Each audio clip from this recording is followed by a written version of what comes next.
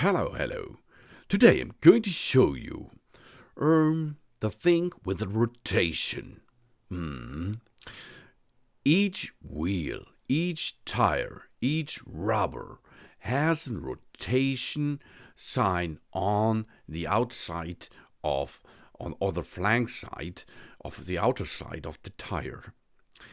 You can see this by the rotation letters, or you can see it with the form of the negative parts of the rim itself. Here you can see it looks like a triangle. The triangle is for getting the water from the front side through the rim outer at the back side, each side, right and left. And this it is. You will need a triangle which is looking forward. If you replaced your tires, it is better to mark the tires in two different things. That means left side front, left side rear, right side front, and right side rear.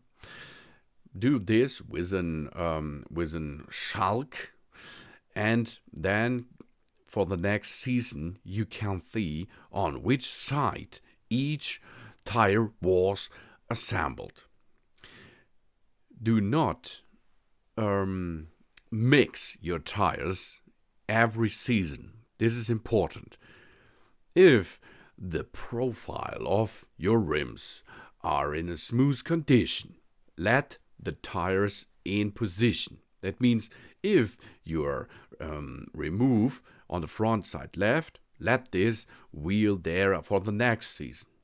But if you have a difference between the front tires and the rear tires, you can rotate the front tires to the rear and the rear tires to the front.